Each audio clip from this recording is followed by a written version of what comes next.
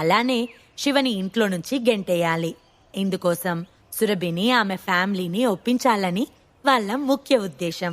Old house ఎదురుగా ఉన్న రోడ్డుపై శివ కార్ దిగాడు. అదే సమయంలో పింక్ కలర్ లాంగ్ ఫ్రాక్ వేసుకున్న ఓ అందమైన అమ్మాయి చిరునవ్వుతో నడుస్తూ శివ దగ్గరకు వచ్చింది. ఎందుకొచ్చావ్ అంటూ చుట్టూ చూశాడు శివ. దూరంగా పింక్ కలర్ స్పోర్ట్స్ కార్, దాని దగ్గరే శర్మ వర్మ కనిపించారు. అఫ్కోర్స్ నేనిక్కడ ఒక మంచి షో చూడాలని వచ్చాను అని ముసిముసిగా నవ్వుతూ అన్నది సౌందర్య. శివ అసహనంగా చూశాడు. ఇక్కడ ఎవరో ఒక పేద వ్యక్తిని ఇంట్లో నుంచి గెంటేస్తున్నారంట. అప్పుడు అతను డిసప్పాయింట్ అవుతాడు కదా.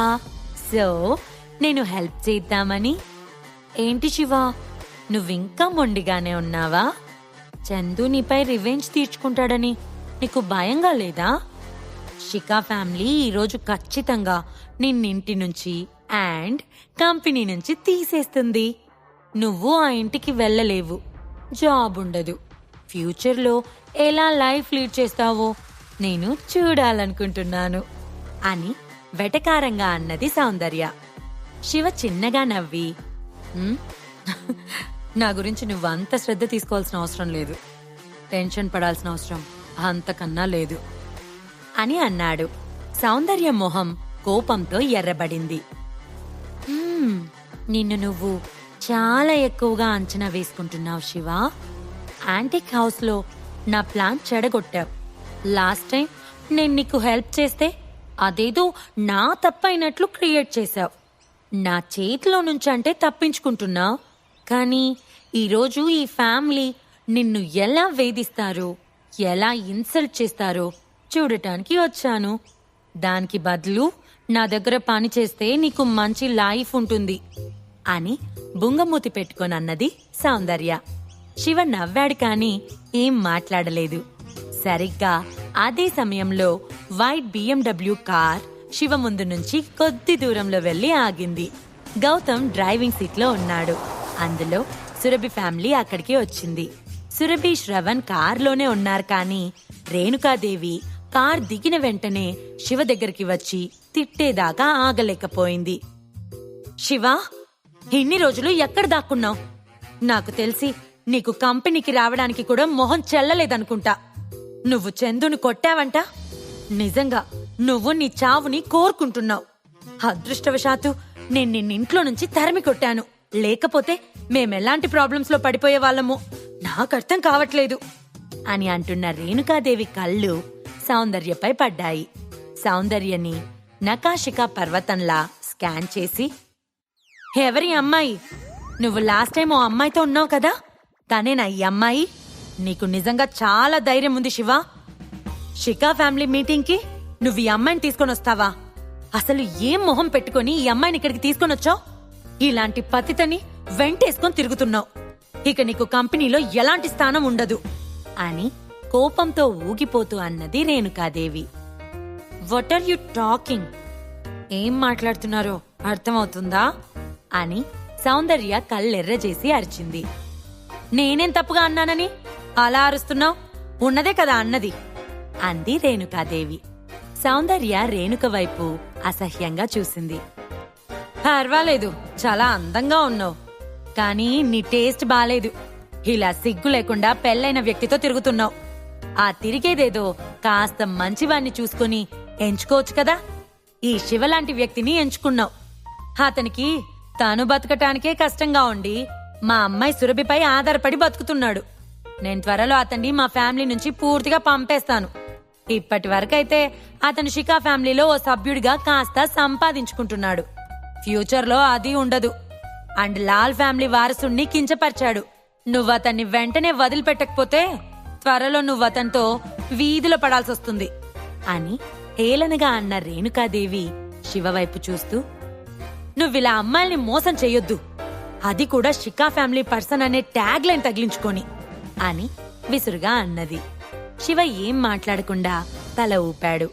రేణుకాదేవి ఎక్కడైనా సీన్ క్రియేట్ చేయడంలో the best person. Soundarya power, status, ఇంకా ఆమె లాల్ ఫ్యామిలీకి చెందిన అమ్మాయి అని తెలిస్తే బహుశా తన నోటిని అదుపులో ఉంచుకునేదేమో. యూ, అసలు నువ్వు ఏం మాట్లాడుతున్నావో నీకు అర్థమవుతోందా అని సౌందర్య రేణుకపై చెయ్యెత్తింది. అంతలోనే తన కోపాన్ని కంట్రోల్ చేసుకోలేక రేణుకని వెనక్కి నెట్టేసింది. రేణుకాదేవి వెంటనే కింద పడిపోయింది. అయ్యో దేవుడా, ఈ పిల్ల నన్ను కింద పడేసింది. ఈ శివ ఎవరో అమ్మాయిని తీసుకొచ్చి నన్ను కింద పడేశాడు అని అరుస్తూ కింద కూర్చొని, నీకిదేమైనా న్యాయంగా ఉందా శివ? హృదయం లేని మనిషివి నువ్వు. కాస్త కూడా కృతజ్ఞత లేదు. ఈ పతితను తీసుకొచ్చి నన్ను కొట్టిస్తావా? సురభి, త్వరగా వచ్చి చూడు. ఏమండి, చూడండి, మీ ప్రియమైన అల్లుడు నా మీద దాడి చేశాడు అని అరిచింది రేణుకాదేవి. ఆమె కింద పడటంతో సురభి, శ్రవణ్ కార్ దిగి పరుగున ఆమె దగ్గరికి వచ్చారు. శ్రవణ్ రేణుకాదేవి చేయి పట్టుకుని పైకి లేపబోతూ శివ వైపు కోపంగా చూసి, శివ, నువ్వేం చేస్తున్నావో అర్థమవుతుందా? లాస్ట్ 2 years నుంచి నిన్ను మా ఫ్యామిలీ పెంచి పోషించింది. అలాంటిది కాస్త కూడా కృతజ్ఞత లేదా అని కోపంగా అన్నాడు. సురభి ఎక్స్ప్రెషన్ కూడా వేరేలా ఉంది. ఆమె తన తల్లి దగ్గరకు వెళ్లి, అమ్మా, ఆర్ యు ఓకే అని పట్టుకోబోయింది. వద్దు, ఎవ్వరూ నాకు హెల్ప్ చేయొద్దు.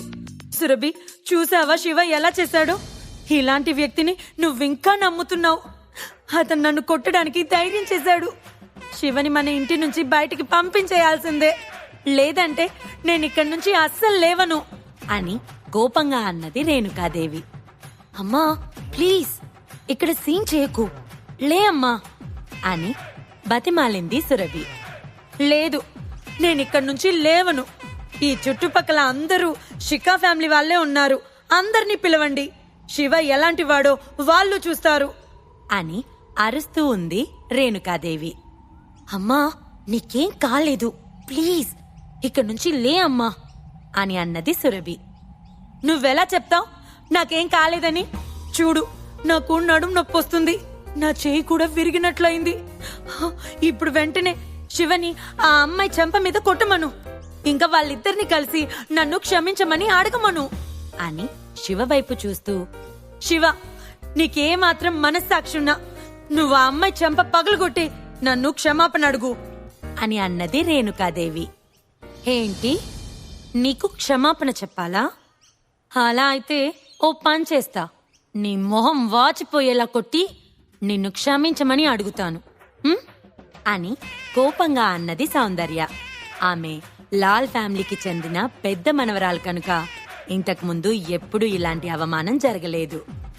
శివ, సురభి విడిపోతారా? ఒకవేళ కలిసుంటామంటే శిఖా ఫ్యామిలీ ఒప్పుకుంటుందా? ఈ ప్రశ్నలకు సమాధానాలు తెలుసుకోవాలంటే నెక్స్ట్ ఎపిసోడ్ వినాల్సిందే. క్రింద ఇచ్చిన లింక్ ని క్లిక్ చేసి పాకెట్ ఎఫ్ఎం యాప్ ని ఇన్స్టాల్ చేసుకోండి. Stay tune to pocket FM.